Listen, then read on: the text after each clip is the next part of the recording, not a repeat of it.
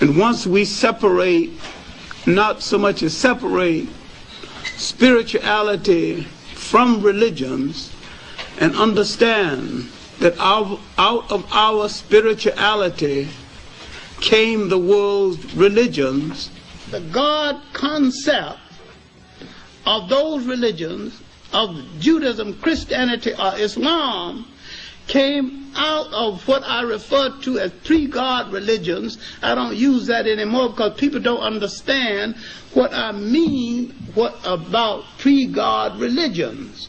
They are so accustomed to the word God, they cannot understand that there was a time when man thought of a force in the universe presiding over the universe, and while he meant God, he did not use the word God, and man had more spirituality before he consistently used the word God.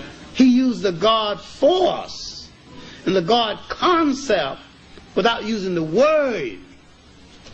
He meant the same thing, and ultimately Western man interpreted that as meaning the same thing. Spirituality is a way of accepting the fact that there is a spiritual force in the universe larger than all of mankind. Let's go back during the time of antiquity. The word antiquity means ancient time. Yes. There was no religion, no place on planet Earth. You have to realize that. Going back into Africa, you will find the Africans living in the continent of Africa not having a religion, but they had a spiritual way of life that included the ancient Egyptians also. They paid homage to their ancestors. They paid homage to nature. They knew the laws, the cosmic laws of the universe, and they lived their lives according to these various laws of the universe. Man must be in harmony with nature. Man must not be in a violent struggle against the elements. And that man and God and nature are in partnership one to the others. And all of the elements work with man, and all life is linked together in cause and effect. In a harmonious chain, there was no death, but a continuation of life. And the European concept of life is a violation of harmony. When you look at Russia and the United States, look at their struggle to control the world, it makes no sense. It is out of harmony. Not only with nature, it is out of harmony with common sense. It is a violation of nature to poison the air, to endanger babies. Nature gave you fresh air to breathe. You throw everything out of harmony when you put poison in the air. God created the spring, God created wind to purify the air. He didn't do this for man to put chemicals and spoil the air so that the child couldn't breathe. The African thought about all of this as part of the totality of life. So his religion stemmed out of bringing life in line with the harmony of God's creation. And if we are to create a new way and a new harmony and a new decency for all people, we must bring things in harmony with nature. Because this is the basis of what this ancient African did.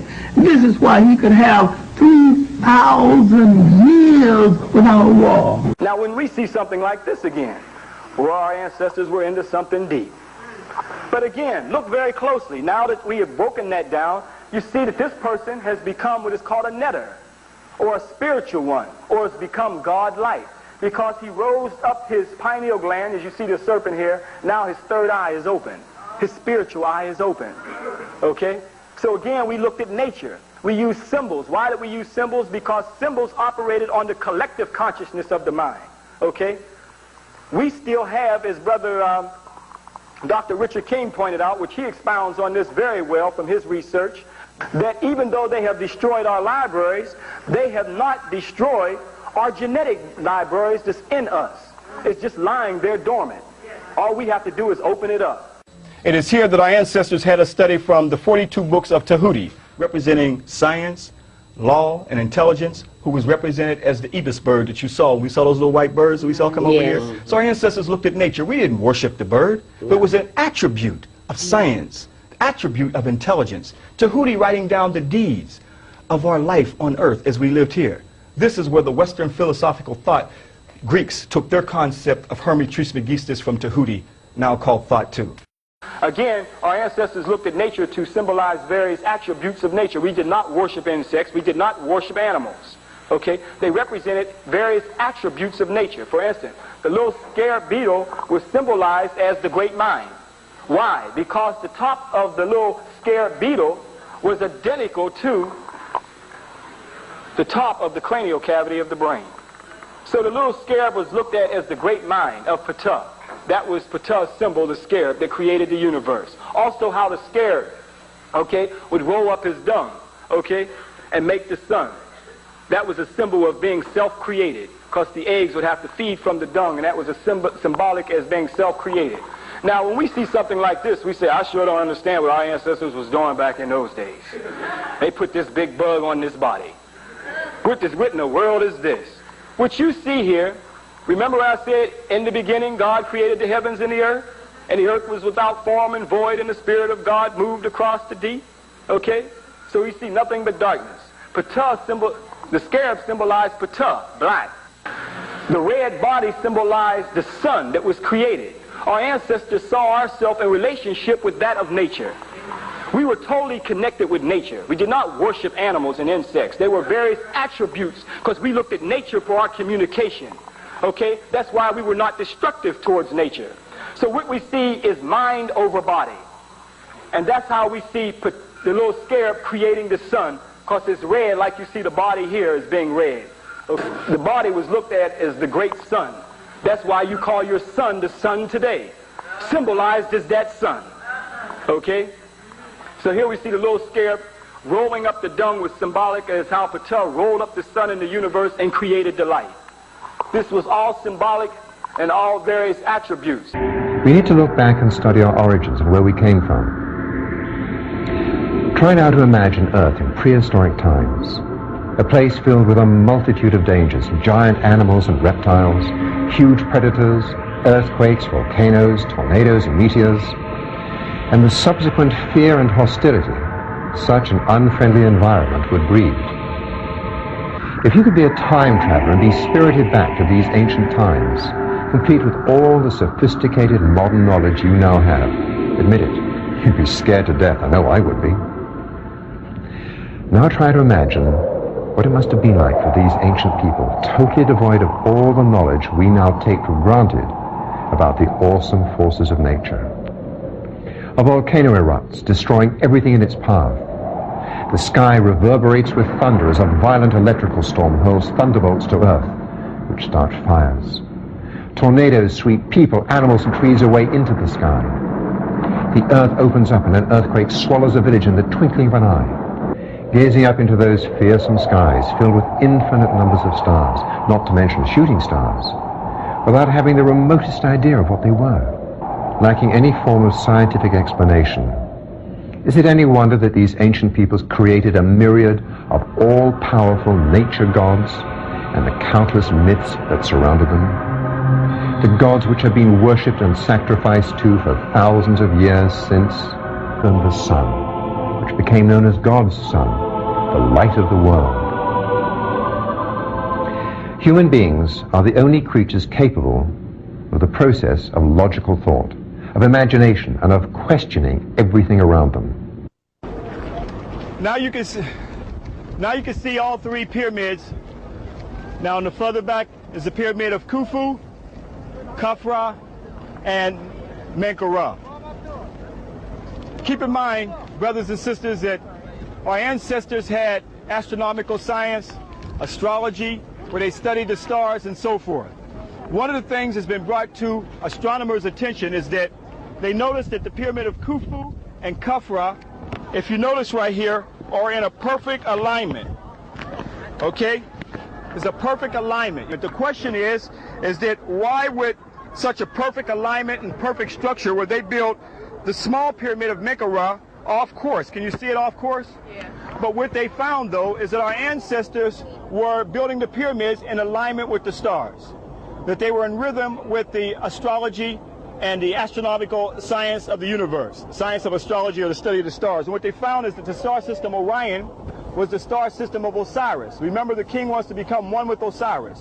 So by aligning the pyramid of Khufu, Khafra, and Menkaure with Orion, and that's why they built the pyramid of Menkaure slightly over and not in alignment, because the pyramids were built off the alignment of the star system Orion. The star system Ceres was Isis. So our ancestors, in essence, were building heaven on earth. They were taking the science of the stars and building the pyramids exactly as they saw the heavenly body, or the cosmological universe. Figure out why Menkaure's pyramid was not in a perfect alignment, but it fits with the alignment of the star system Orion. As well as the other pyramid layout, it fits into the constellation that our ancestors saw of Osiris.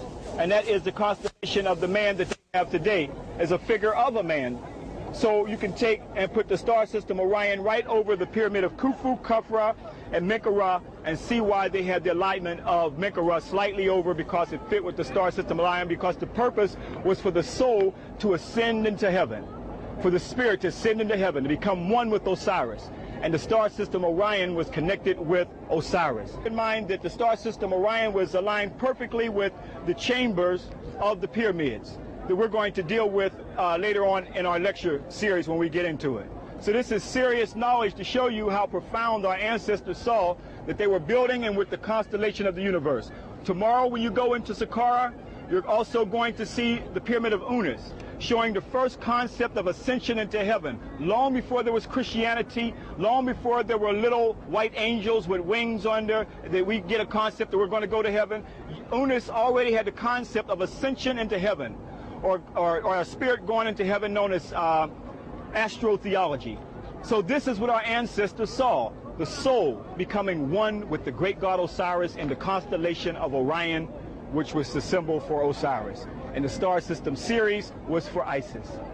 Powerful astronomical knowledge that our ancestors had, showing how in tune our ancestors were with the heavenly bodies. In essence, building heaven on earth. Spirituality is a way of accepting the fact that there is a spiritual force in the universe larger than all of mankind. But someone had to come along and invent a word called God. And someone had to say of another God and say, mine is better than yours. And someone had to create faith. Someone said, I have the true faith. Religion is the organization of spirituality into something that became the handmaiden of conquerors.